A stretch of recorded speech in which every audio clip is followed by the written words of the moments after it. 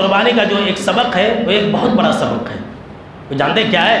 وہ یہ ہے کہ ہم اور آپ اپنے آپ کو اللہ اور اس کے رسول صلی اللہ تعالیٰ علیہ وسلم کے حکم کے آگے سرنڈر کر دیں، اپنی گردن کو جھکا دیں. یہ جو جانور ہے نا، اللہ نے اس جانور کو ہمارا مطیع اور فرمانبردار بنا دیا. یہ قرآن مجید کے اندر ہے. آپ جانور کو پٹکتے ہیں، وہ جانور تڑپتا ہے لیکن وہ آپ کے حکم پر لیٹ جاتا ہے. آپ اس کی گردن پر چھری بھی پھیر دیتے لیکن وہ جانور آپ سے بغاوت نہیں کرتا ہے. اس کے اندر ہمارے لیے یہی تو پیغام ہے کہ جس طرح سے ایک جانور آپ کے تابع میں اللہ نے کر دیا ہے، بڑا سے بڑا جانور ہے، حلال جانور ہو یا پھر حرام جانور ہو، انسان کے ماتحت میں، انسان کے تابع میں اللہ نے کر دیا ہے.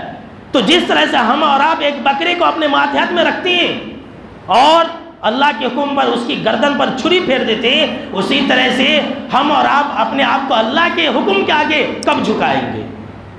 اپنے آپ کو اللہ اس کے رسول صلی اللہ تعالیٰ علیہ وسلم کے حکم کے آگے کب سرنڈر کریں گے؟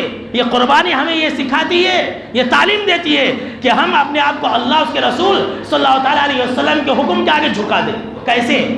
ایک مردہ کی طرح. جس طرح سے ایک مردہ ہے جب مر جاتا ہے، جب انسان کی روح نکل جاتی ہے تو جو غسال ہوتا ہے، جو نہلانے دھلانے والا ہوتا ہے، مردے کو کبھی دائیں کروٹ لٹاتا ہے، کبھی بائیں کروٹ لٹاتا ہے، کبھی اس کے شرمگاہ میں ہاتھ ڈالتا ہے، کبھی اس کے بغل میں ہاتھ ڈالتا ہے.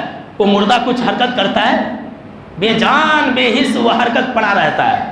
بھائی تم کچھ بھی کر لو، اب ہمارے جسم میں تو روح ہی نہیں ہے. ایک مردے کی طرح ہم کو آپ ہونی چاہیے. جی ہاں، سن لیجئے، جس طرح سے ایک مردہ غسال کے اشارے پر ناچتا ہے، کوئی حرکت نہیں کرتا ہے، ہماری اور آپ کی زندگی بھی ویسی گزرنی چاہیے کہ جو اللہ نے کہہ دیا، جو رسول نے کہہ دیا، بس ہم مان لیے. اور یہی تو ایمان کے اور مومن کی پہچان ہے. آج ہم کوئی بھی بیان سنتے، کوئی بھی بات سنتے تو بولتے یہ میرے لیے نہیں ہے، وہ اس کے لیے ہے. یہ میرے لیے نہیں ہے. یہ جو بات ہے، یہ بات ہمارے امام کے خلاف ہے، لوگ نہیں مانتے. ایسے لوگوں کو مومن کہیں گے؟ جانور تو ذبح کر لے لیکن آپ نے اللہ اس کے رسول صلی اللہ تعالیٰ علیہ وسلم کے حکم کے آگے سرنڈر کرنا نہیں سیکھا. کتنے ایسے لوگ ہیں جو بدعت کو پسند کرتے، جو بدعت کو چھوڑنا نہیں چاہتے، جو بدعت کو ناپسند کرے. جی ہاں، یہ قربانی کے اندر سبق ہے کہ جس طرح سے جانور آپ کے تابع میں اور آپ کے انڈر میں اللہ نے کر دیا، آپ اللہ کے انڈر میں ہو جائے. اللہ کا حکم آ گیا، آمنا و صدقنا. رسول صلی اللہ تعالیٰ علیہ وسلم کا حکم ہو گیا، آ گیا آمنا و صدقنا، بس ہم نے مان لیا.